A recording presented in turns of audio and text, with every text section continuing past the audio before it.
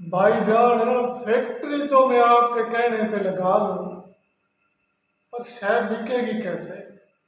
नई चीज है, नई प्रोडक्ट है, मार्केट में कोई लेता नहीं है और मुझे तो बेचना भी नहीं आता। बेचूंगा कैसे? ये वो सवाल है जो हर दूसरे रोज मेरे से पूछा जाता है।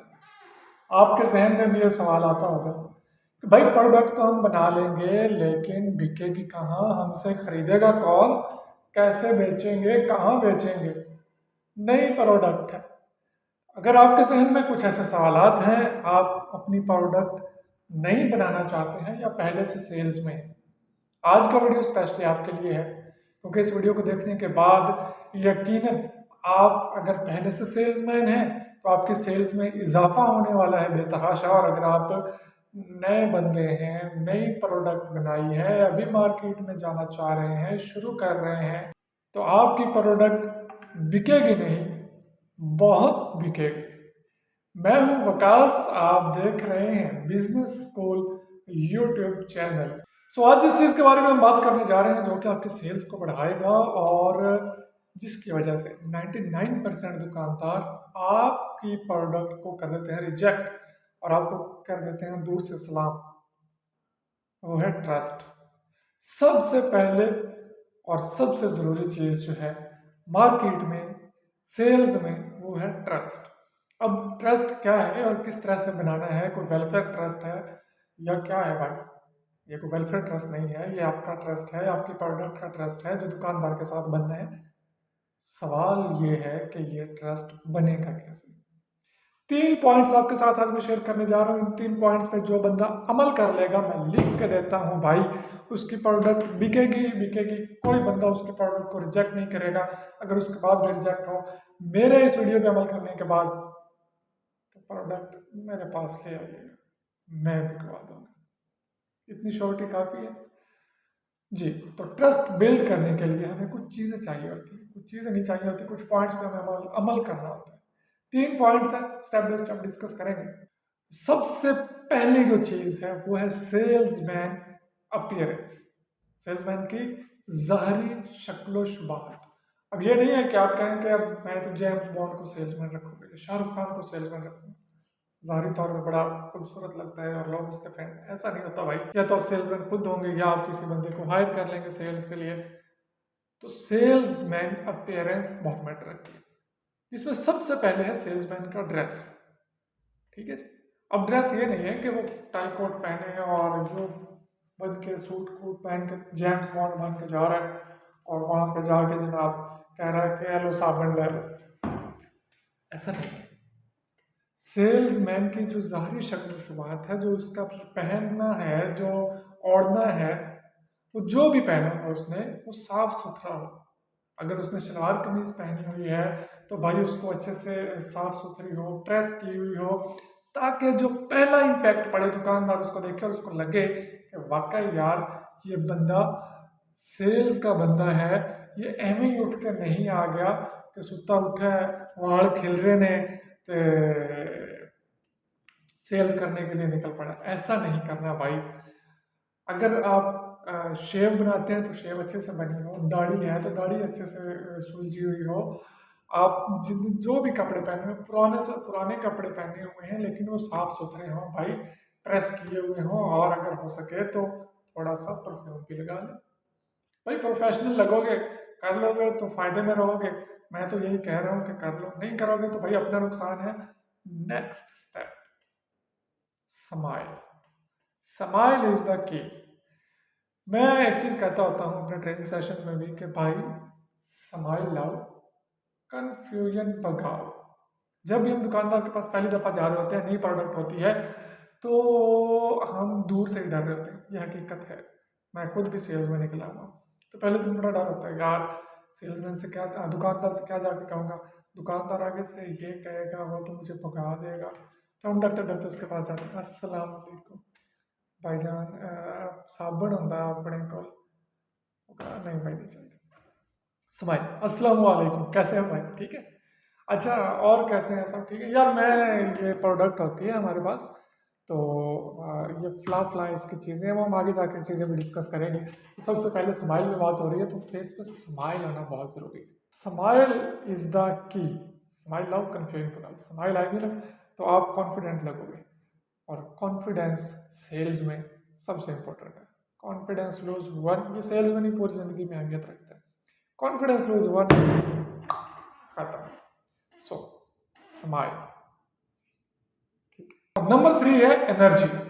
आप में एनर्जी होनी चाहिए। ये नहीं कि आप ऐसे और भाई जान क्या हाल है, साथ में सूटा लगा रहे हैं और ठीक है अपने को साबन एक्टिव हो के जाए भाई। इस तरह से एक सेल्समैन लगना चाहिए कि यार बंदा एक्टिव है, अस्सलाम वालेकुम कैसे हैं आप, ठीक है। इस तरह से कोई भी यूट्यूबर आप देखते हैं बड़े एनर्जी के साथ वीडियो शुरू करता है, अस्सलाम वालेकुम मैं फलान दिन ये वो।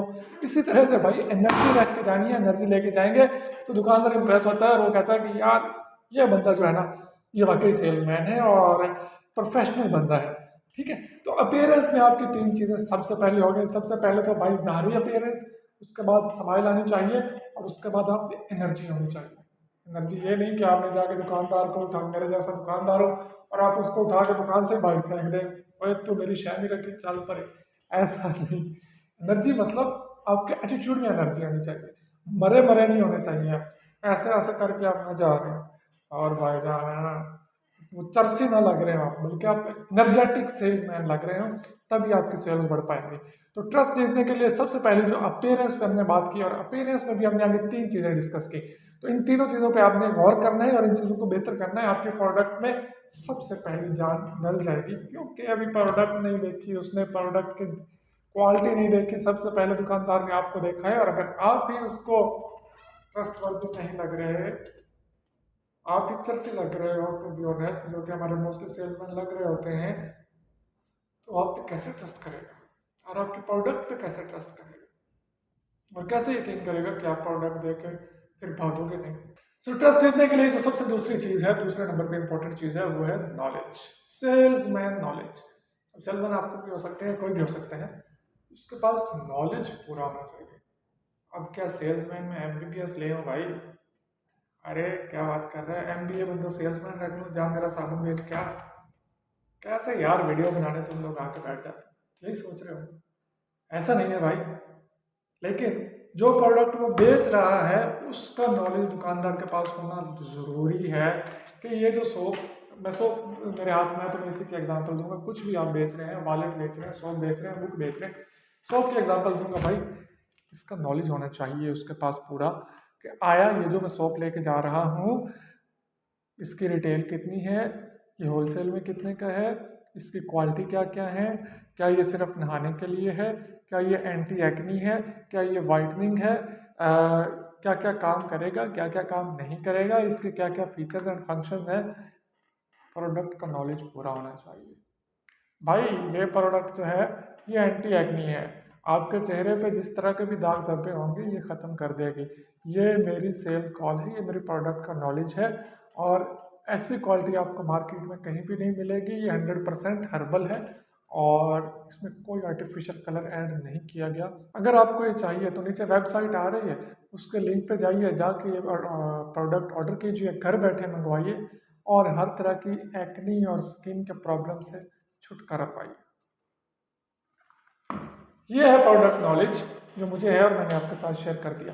आपके पास भी अगर आपकी प्रोडक्ट का नॉलेज होगा तो आपकी प्रोडक्ट बिक जाएगी टक्कर। और अगर ऐसा नहीं होगा, आपके पास प्रोडक्ट का नॉलेज नहीं होगा, तो दुकानदार कहेगा भाई इसे खुद कुछ नहीं पता इस प्रोडक्ट के बारे में, ये मुझे धमा के जा रहा है और मैं इसका क्या करूँगा, ये तो कोई लेगा ही नहीं, क्या कह के बेचूंगा किसी को। तो भाई प्रोडक्ट नॉलेज होना ज़रूरी है।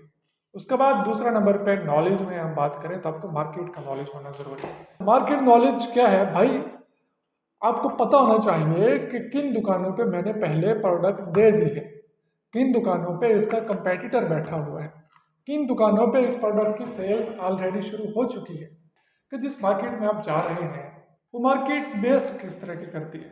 क्या वो प्रीमियम मार्केट है जहाँ पे सिर्फ बहुत अच्छी प्रोडक्ट बिकती हैं, जहाँ पे सिर्फ एक ख़ास किस्म के क्लास के लोग आते हैं, एलीट क्लास के लोग आते हैं, क्या ये उनके लिए प्रोडक्ट है? जैसा कि मेरी ये प्रोडक्ट है, ये प्रीमियम प्रोडक्ट है और मुझे पता है कि ये प्रीमियम लोग ही खरीदते हैं। ये हर बंदे के लिए प्रोडक्ट नहीं है। तो अगर मुझे मार्केट नॉलेज है तो मैं उसको लेके चला जाऊंगा उसी मार्केट में। अगर मुझे मार्केट का नॉलेज ही नहीं है और मैं इसको मंगल बाजार में लेके चला जाऊं और वहां पे ये प्रोडक्ट बेचना शुरू कर दूं, मुझे पता है नहीं बिकेगी। लेकिन अगर मैं इसको एक ऐसी जगह पे बेचना शुरू कर दूं जहाँ पे टोटल कस्टमर ही इसका है, मेरे पास मार्केट का नॉलेज है, मुझे पता है कि भाई यहाँ बिकनी है ये प्रोडक्ट, इस मार्केट में फलां चीज़ें बिकती हैं, इस मार्केट में फलां चीज़ें बिकती हैं, इस मार्केट में फलां चीज़ें बिकती हैं। जब मार्केट का नॉलेज आ गया तो फिर उस मार्केट के मुताबिक मैं प्रोडक्ट लेके जाऊंगा। और उसके बाद नॉलेज आपके पास होना चाहिए पर्टिकुलर स्टोर का। जिस स्टोर पे, जिस दुकान पे, जिस शॉप पे आप प्रोडक्ट रखने जा रहे हैं, बेचने जा रहे हैं, आपको उस स्टोर का नॉलेज होना चाहिए। अब कैसे आएगा? आपको पता होना चाहिए कि भाई इसने पहले किस किस कैटेगरी की प्रोडक्ट्स अपनी दुकान में सजा के रखी हुई हैं। जो प्रोडक्ट मैं बेचने जा रहा हूँ इसके कितने कंपेटिटर्स पहले इसकी शेल्फ में लगे पड़े हैं, ठीक है जी। इसका जो आई व्यू पे शेल्फ पड़ा है वहाँ पे क्या पड़ा है, वहाँ पे मैं अपनी प्रोडक्ट कैसे लगा सकता हूँ। तो ये है स्टोर का नॉलेज। अगर आपके पास स्टोर का नॉलेज होगा तो आपको मज़ीद बेचना आसान हो जाएगा। अगर इसका कंपेटिटर मैं देखता हूँ दुकान में ऑलरेडी है तो मैं इसके फ़ज़ाइल बयान करूँगा, खसूसियात बयान करूँगा और दुकानदार को कायल करूँगा कि भाई ये चीज़ है। और अगर इसका कंपेटिटर पड़ा ही नहीं हुआ फिर तो मज़े ही मज़े, मुझे पता होगा तभी मैं उसको उस हिसाब से डील कर पाऊंगा ना। तो आपको पता होना चाहिए भाई दुकान में क्या पड़ा है, कहाँ पड़ा है, किस तरह से पड़ा है। और एक चीज़ बहुत ज़रूरी कि हर दुकानदार को हर प्रोडक्ट सेम तरीके से नहीं बेची जा सकती। हर दुकानदार को अलग तरीके से ट्रीट किया जाता है, अलग तरीके से डील किया जाता है। वो तभी होगा जब आपको स्टोर का नॉलेज। ट्रस्ट जीतने के लिए सबसे अहम और इम्पोर्टेंट और लास्ट पॉइंट जो है वो है सेल्समैन डिसिप्लिन। हमारे प्रोडक्ट्स क्यों नहीं बिकते? हमने मार्केट खुद खराब कर रखी है कि हमारे सेल्समैन में डिसिप्लिन नहीं है। दुकानदार अमूमन ये शिकायत करते नजर आते हैं कि भाई सेल्समैन आया था नई प्रोडक्ट लेके रख के चला गया और फिर कभी आया ही नहीं, और हम इंतज़ार करते रह गए कि भाई कहाँ गया। यही वजह है कि दुकानदार नए सेल्समैन से चीज़ नहीं लेता, उसको पता है कि यहाँ के लोगों का सेल्समैन का डिसिप्लिन कैसा है। तो सबसे पहले जो चीज़ है वो है रेगुलर विजिट। अगर आप एक दुकान पे आज गए हैं, उसने आपको मना भी कर दिया है, तो उसके बावजूद अगले सेम जो आपका टाइम आएगा उस एरिया का विजिट करने का, तो आपने उस दुकानदार के पास विजिट लाजमी करना है। सपोज आप संडे को एक मार्केट में जाते हैं और वहाँ की दुकानों में फिरते हैं और कुछ दुकानदार आपको मना कर देते हैं ये प्रोडक्ट रखने से। ऐसा नहीं है कि अब आपने उनके पास दोबारा जाना नहीं है, बल्कि अगले संडे को फिर आप उनके पास विजिट ज़रूर करेंगे और अगले संडे को फिर विजिट करेंगे, अगले संडे को फिर विजिट करेंगे, यहाँ तक कि वो आपकी प्रोडक्ट रख ना ले। सेल्समैन का डिसिप्लिन चेक कर रहा होता है दुकानदार। अगर आप डिसिप्लिन सेल्समैन रहेंगे तो भाई आपकी प्रोडक्ट ज़रूर बिकेगी। इसमें एक और चीज़ का मैं एडिशन करता जाऊंगा कि अगर आपके साथ आपसे वो कोई प्रोडक्ट नहीं रख रहा, आप उस दुकानदार के पास अपनी कंपनी का कोई मैनेजर, कोई एरिया सेल्स मैनेजर या किसी को वहाँ पे ज़रूर भेजें। अगर आपने कोई ऐसे डेजिग्नेशन नहीं रखे हुए तो खुद ही किसी दोस्त को भिजवा दें ताकि वो दुकान पर जाए और उनसे कहे कि मैं फ़लाँ कंपनी की तरफ से ASM हूँ या सेल्स मैनेजर हूँ, मैं मार्केट विजिट कर रहा हूँ, आपके पास ये प्रोडक्ट आई है नहीं आई, क्या सेल्समैन आपके पास आया है या नहीं आया। इससे दुकानदार को और एतमाद बढ़ जाता है और उसको लगता है कि नहीं वाकई भाई कंपनी तो तगड़ी है, ये भागने वाले लोग नहीं हैं। तो ऐसे में दुकानदार आपके प्रोडक्ट ज़रूर रख लेता है और उसको लगता है कि ये मल्टीनेशनल कंपनी है और इनकी प्रोडक्ट भी अच्छी होगी। तो ये एक प्रो टिप है भाई, अगर आप अपनी सेल्स बढ़ाना चाहते हैं, आपके पास एरिया सेल्स मैनेजर ऐसा कुछ भी नहीं है, तो खुद ही किसी दोस्त को एक दो दफ़ा भिजवा दें, वो विजिट करेगा और आपकी सेल्स बढ़ जाएगी। सेल्समैन डिसिप्लिन के अंदर जो दूसरी चीज़ पाई जाती है वो है प्रोसेस। क्या आप पूरा प्रोसेस जो है वो फॉलो कर रहे हैं? आप दुकान पे जाके स्टॉक जो है वो प्रॉपर चेक कर रहे हैं, कितना पड़ा है, कहाँ पे पड़ा है, आगे लगा हुआ है, पीछे लगा हुआ है, किधर पड़ा है। ये एक प्रोसेस होता है, इसको आप फॉलो कर रहे हैं या नहीं कर रहे। प्रॉपर मर्चेंडाइजिंग कर रहे हैं। मर्चेंडाइजिंग से मुराद अपनी प्रोडक्ट का जो व्यू पॉइंट है वो बना रहे हैं, जहाँ पे होनी चाहिए वहाँ पे रख रहे हैं। अगर कोई पम्फलेट्स आपके पास है, कोई स्टिकर चिपकाने वाला है दुकान के बाहर कोई एडवर्टाइजमेंट के लिए, तो क्या वो आप प्रॉपर तरीके से फॉलो करते हुए कर रहे हैं या नहीं कर रहे हैं, ये बहुत ज़रूरी चीज़ होती है। हम जाते हैं सिंपल प्रोडक्ट बनाते हैं, रखते हैं, रख के और चले जाते हैं, ऐसा नहीं करना पड़े। हमेशा अपनी प्रोडक्ट को खुद जाके रखना है, बल्कि उसके रैक की भी सफाई कर देनी है, वो भी खुश हो जाता है और आप अपनी मर्जी की जगह पे अपनी प्रोडक्ट लगा लेते हैं। जब आप उसके रैक की सफाई कर रहे होते हैं, पोंछा लगा रहे होते हैं, ये आपके बिजनेस के लिए फ़ायदेमंद है। वक्ती तौर पे तो लगेगा कि यार अब मैं उसकी नौकरी करूं, लेकिन ये एक्चुअली आपके फ़ायदे की चीज़ है। आप अपनी मर्ज़ी की जगह पे सफाई करके किसी की प्रोडक्ट उठा के साइड पे करते हैं और अपनी प्रोडक्ट वहाँ पे जाके रख देते हैं। सो ये फ़ायदा होता है ये काम करने। और वेरी लास्ट थिंग जो है डिसिप्लिन में आती है वो है आपकी कमिटमेंट।